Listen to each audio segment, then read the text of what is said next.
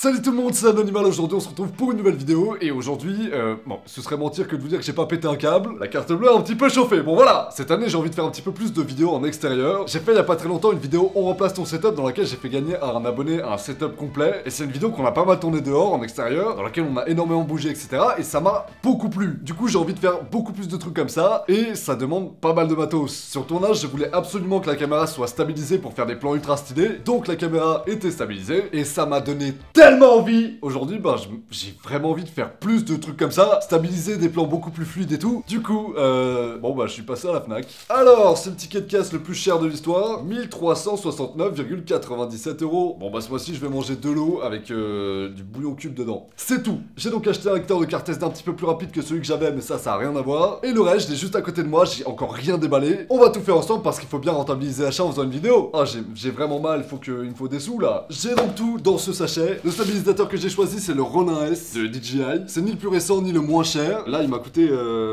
combien déjà? Il est où mon ticket de caisse? 750 €. Ok, alors voici le stabilisateur. Je vais le déballer ensuite. Pour l'instant, hop, je le pose là. Et l'objectif, c'est celui-ci. C'est un 9-18 mm de Olympus. Et celui-là, parce que je sais que ça vous intéresse, il m'a coûté...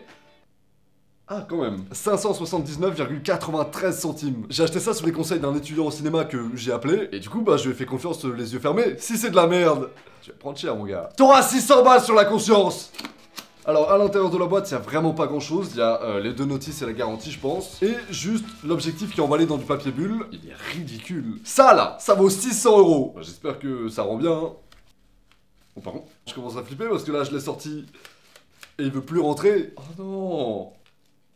Ok, je vais le mettre après sur la caméra, on fera 2-3 tests dehors. Pour l'instant, on va déballer ce truc. Là, je suis un peu impatient. Je vais me poser là en attendant, un petit peu safe. Et ça, oh là là, on va se mettre bien. C'est la première fois que je déballe un truc comme ça, je sais même pas comment ça fonctionne en vrai. J'ai déjà testé rapidement, mais j'ai jamais pris en main très longtemps un stabilisateur du genre. Ça me fait stresser. Je sais pas si j'ai acheté un truc dont je peux me servir correctement. Et c'est pas comme si ça coûtait 2 €.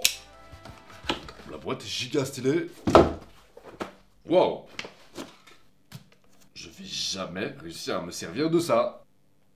Allez, on y croit. Ok, alors dans cette pochette, il doit y avoir des câbles de recharge et des batteries, je pense. C'est ça, ici, on a les câbles. Je vais pas faire l'inventaire parce que ça prendrait beaucoup de temps pour pas grand chose. Ça doit être juste des câbles micro USB pour recharger le stabilisateur. Ici, on a de quoi ranger, je pense, des cartes SD. Et juste derrière, on a des vis et tout plein d'accessoires pour le stabilisateur, du genre ça. Voilà. Ravi de l'avoir. Ici, on a le manche du stabilisateur qui est horrible à sortir, dans lequel va y avoir les batteries. Nickel, c'est encore des papiers. Juste là, vous avez un espèce de trépied. Vous dépliez ça ici et vous pouvez le poser sur une table, visser le stabilisateur dessus, donc c'est très pratique. Voilà, par exemple. Bon, là, faut imaginer qu'il y a tout au-dessus, hein. C'est juste que pour l'instant, bon, laissez-moi le temps de sortir les trucs. Merci. Ici... vous avez toute la partie qui est motorisée, qui est vraiment pour le coup le stabilisateur. C'est un stabilisateur 3 axes qui est totalement motorisé. En fait, chaque mouvement de la caméra qui va être un petit peu trop sur le côté ou un petit tremblement va être compensé par les moteurs, ce qui permet d'avoir évidemment une vidéo beaucoup plus stable. Je vais le visser là-dessus, il y a même pas besoin en fait, faut juste le clipser. Peut-être pas en fait, je veux pas le casser. Ah, il y a une petite manivelle ici, ok. Et là, je le bloque, ça a l'air d'être bon. C'est giga lourd, mec. Il y a une version un petit peu allégée de ce modèle-là. Ça, c'est le Ronin S et il y a un Ronin SC, sur lequel il y a beaucoup moins de possibilités et tout, et j'ai préféré investir un petit peu plus. Le Ronin SC était à 500 € au lieu de 750 sur cette version. Bon, ça fait mal, mais j'aurai un petit peu plus de possibilités à l'avenir. Si je change de caméra, par exemple, je serai pas bloqué parce qu'il pourra soutenir le bon poids. Ici, vous avez une molette pour régler le focus de la caméra sans avoir à toucher la caméra. Je sais pas si c'est disponible sur la version SC, je crois pas d'ailleurs. Est-ce que c'est le cas ? Ah merde. Ici, hop, vous avez un plateau pour fixer la caméra sur le stabilisateur. C'est plus ou moins ce qu'il y a d'important dans la boîte. Vous avez aussi ici le chargeur, et puis c'est tout. Donc au niveau du stabilisateur, vous avez un joystick ici qui va permettre de contrôler les mouvements. Vous allez pouvoir diriger la caméra sans bouger spécialement. Juste en dessous, vous avez un bouton REC et un bouton M, dont je connais pas encore l'utilité, je vais me renseigner après. Ok, donc on est dehors avec le Ronin. Au niveau de la qualité de fabrication, j'en ai très peu parlé, et j'ai juste dit, oh c'est stylé. Mais en vrai, c'est des matériaux qui sont ultra solides, tout est fait en métal. On sent vraiment que ce stabilisateur, c'est pas de la merde. Il est donc stabilisé utiliser sur 3 axes. Vous avez celui-ci qui est réglable, celui-ci et celui-ci. Vous devez donc, avant d'utiliser le Ronin, le calibrer et vous devez jouer avec tous les réglages des règles. Vous avez des mesures ici pour vous repérer pour les prochaines fois. Il y a des tutos qui sont très bien pour ça. Je vais pas vous le montrer parce que ça prend en vrai pas mal de temps, mais je vais poser la caméra dessus et je vais calibrer le Ronin. Le Ronin est stabilisé à partir du moment où vous pouvez mettre la caméra dans n'importe quelle position et elle tient. Là, c'est le cas, mais c'est un stabilisateur qui est vraiment bon, dans le sens où si vous stabilisez pas hyper correctement la caméra, le stabilisateur est capable, grâce à ses moteurs, etc., de compenser le fait que ce soit pas hyper bien calibré. Mais bon, à la base, évitez quand même. Sur le stabilisateur, vous avez donc un trépied à ce niveau-là qui est ultra solide, donc il peut servir de poignée. Et au niveau de la stabilisation, vous avez plusieurs modes. Là, je suis en mode 2. Il y a 3 modes et c'est des modes qui sont programmables dans l'application. Là, le mode 2, je l'ai laissé de base et c'est un mode qui va suivre un petit peu mes mouvements, mais pas trop non plus. Je viens de passer en mode 3 et il est un petit peu plus violent. Ça va servir, par exemple, si vous voulez faire des plans d'action qui bougent pas mal. Devant ici, vous avez une gâchette qui va vous permettre de recadrer l'appareil photo. En gros, si je me décale au fur et à mesure en faisant plein de mouvements, j'ai juste à appuyer ici 2 fois et la caméra va se recentrer. Si j'appuie 3 fois, l'appareil photo va se retourner pour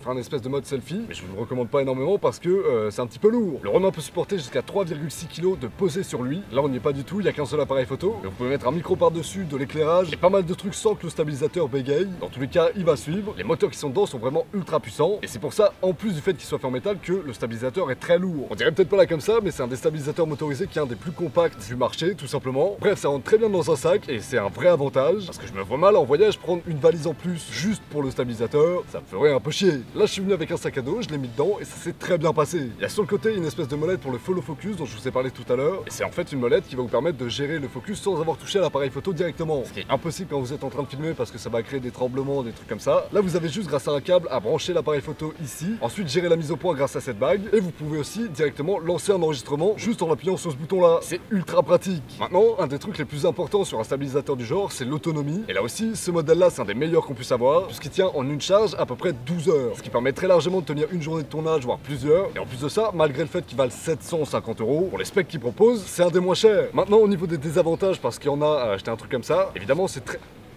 Bah frérot,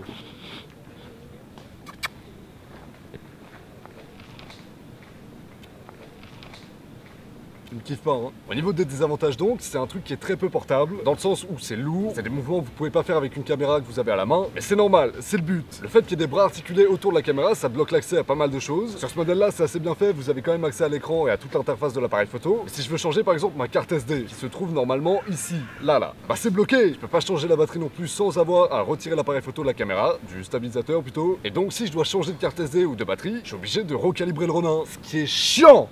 Pardon. On va donc partir faire des plans avec le Ronin. Le problème c'est qu'il pleut et que le Ronin à la base est pas du tout étanche. Je suis un peu stressé. J'essaie d'éviter les averses. Là, on a pris 2-3 sur la gueule juste avant, donc je me chie dessus. Et c'est aussi pour cette raison qu'il n'y a pas grand monde dans le parc aujourd'hui. J'ai l'impression que les Parisiens aiment pas trop l'eau.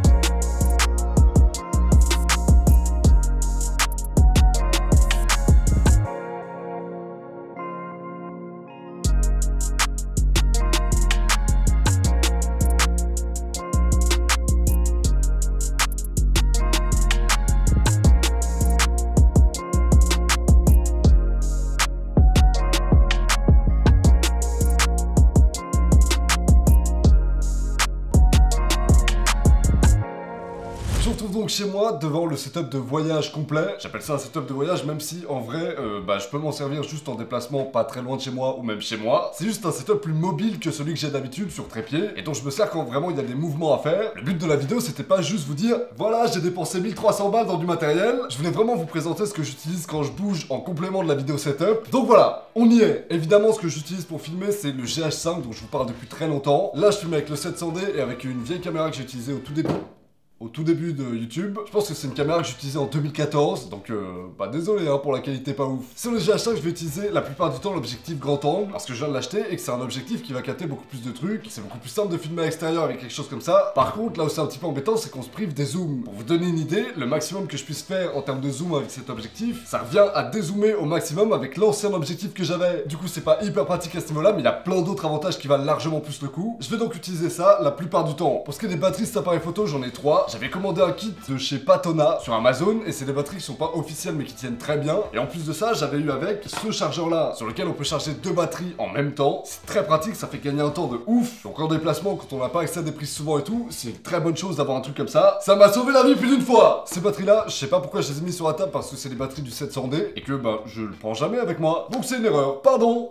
En termes de son, sur ces tournages-là, je vais utiliser le Rode VideoMic Pro. C'est un micro qui se branche directement sur la caméra et qui commence à se faire un petit peu vieux, mais qui est toujours aussi efficace. Il y a une version de ce micro beaucoup plus récente qui s'éteint automatiquement quand vous avez arrêté de filmer, donc il va sauver de la batterie et qui va avoir un meilleur son. Mais pour l'instant, ce micro me convient amplement, donc je l'utilise toujours. Ces lampes-là, je vous en ai déjà parlé, il me semble, dans plusieurs setups. C'est des petites lampes qui vont pouvoir se fixer sur la caméra grâce à une griffe, qui vont donc pouvoir assister à la caméra quand il n'y a pas du tout de lumière. C'est que là, en plus de ça, vraiment pas trop mal. On n'a plus beaucoup de batterie, mais à la base, c'est bien. Bref, ces trucs-là, c'est vraiment un tout petit accessoire qui vaut pas cher, ça doit être dans les 15 € l'unité, je sais plus. Dans tous les cas, vous aurez tous les liens des produits dans la description avec les prix. Si je fais tout de mémoire ici, je vais juste me foirer une fois sur 2. Donc je vais pas le faire. Le GH5, on va pas tout le temps le porter à la main parce que ce serait pas très pratique. Et porter une caméra à la main, ça implique beaucoup de tremblements, de trucs comme ça, et surtout une portée qui est un petit peu moindre. Avoir un truc comme ça va être beaucoup plus pratique parce que c'est très solide. Vous pouvez mettre un petit peu les pieds comme vous voulez et ça vous permet d'accrocher la caméra où vous voulez aussi. Si je veux la caler sur un coin de table par exemple, j'ai juste à la hop. Là, je place le trépied plus ou moins comme ça et ça tient. C'est de la marque Joby et je sais que c'est un truc qui vaut quand même pas mal cher, dans les 100 €. Pour le coup, je m'en souviens, ça m'a fait un peu mal de l'acheter. C'est un truc dans lequel je vous recommande d'investir parce que ça sert tout le temps. Après, il y a des versions un petit peu plus petites et moins solides. Ça ressemble à ça et bah, comme je vous l'ai dit, vraiment...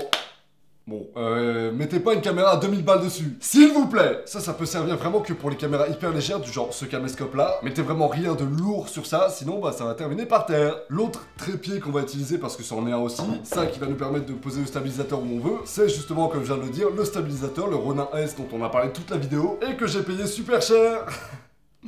Je pense l'utiliser de plus en plus en vlog, mais forcément, bah, c'est très lourd. Ça pèse, il me semble, dans les 3,5 kg. Et en plus, avec la caméra dessus, ça commence à faire vraiment du poids. Je peux pas le porter tout seul en mode tiens, hey, les gars, on est parti sur un vlog. Pas du tout. Il va me falloir quelqu'un pour porter ça. Donc c'est un truc que, si je pars tout seul en voyage, je ne prendrai pas. C'est un investissement qui est pas nécessaire si vous voulez commencer à faire des vidéos et tout. C'est juste, voilà, je me suis fait un kiff. Voilà, j'avais de l'argent à dépenser parce que je suis youtubeur. Et bon, j'ai acheté un trépied cher, quoi. Le PC que j'utilise donc en déplacement, ça va être ce PC là que j'ai présenté il y a pas très longtemps sur la chaîne et vous aurez les vidéos de tous les trucs en description, en plus des liens directement pour acheter les produits si vous intéresse. C'est le MSI P63 moderne, c'est un PC qui est ultra fin, très léger aussi et qui est hyper puissant, qui me permet de faire des montages quand j'ai besoin sans aucun problème. Je pense honnêtement que c'est le meilleur PC portable que j'ai pu avoir jusqu'à présent, alors que c'est aussi le plus fin. Donc pour les voyages, honnêtement, il n'y a rien de mieux. Je vais pas détailler plus que ça, puisque dans tous les cas, le lien de la vidéo est en description. Le dernier truc dont je voulais vous parler et que j'ai aussi présenté dans le setup parce que je m'en sers aussi ici, c'est ce lecteur de carte SD, puisque sur ce PC portable, il n'y a pas de lecteur de carte SD. Le seul truc qu'on peut mettre dedans, c'est des micro cartes SD et c'est pas ceux avec quoi je filme. Donc j'ai acheté ce truc là à la Fnac à 40 €. Là encore, je trouve ça vraiment cher pour ce que c'est, mais j'avais déjà un lecteur de carte SD qui était ultra cheap et les transferts de fichiers prenaient 20 ans. Oh, ça m'a changé un peu la vie. En complément de la caméra principale, je pense toujours à prendre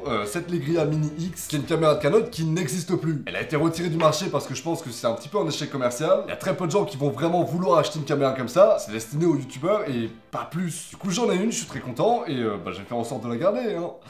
Parce que je pourrais pas la racheter si elle pète. C'est une caméra très grand angle qui a un son qui est ultra bon et qui est surtout une caméra qui est très petite. C'est fait pour se glisser dans la poche et en plus de ça, bah, c'est un truc qui est discret. Ça m'est déjà arrivé de vouloir filmer dans les magasins et d'habitude, bah, on se fait virer par les vigiles en 3 secondes. Avec ça, on passe un petit peu plus inaperçu et ça évite de se faire cramer. Voilà, c'est à peu près tout pour le matériel que j'utilise en déplacement généralement. Ça peut bien sûr évoluer un petit peu si j'ai des besoins vraiment spécifiques. Je vous recommande pas d'acheter tout ce que j'ai là. C'est un setup qui vaut vraiment pas mal cher. Vous avez pas besoin de tout ça en vrai pour faire de la vidéo. Honnêtement, juste ça et un micro, ça suffit. Et encore, vous êtes pas obligé d'acheter une caméra aussi chère. Ça, c'est ce que j'utilise moi parce que c'est mon métier et que je kiffe investir dedans. Voilà, j'aime bien perdre ma thune, ça me fait plaisir. Mettez-vous bien en tête que tout n'est pas utile. Si j'ai fait des vidéos sur certains des objets qui sont présents sur cette table, du genre le PC, évidemment, ce sera aussi en description, donc pensez à les regarder. Si la vidéo vous a plu, n'oubliez pas de mettre un like et de vous abonner à la chaîne pour que je puisse devenir riche et célèbre. Quant à moi, je vous retrouve très bientôt pour une prochaine vidéo. Salut à tous, ciao!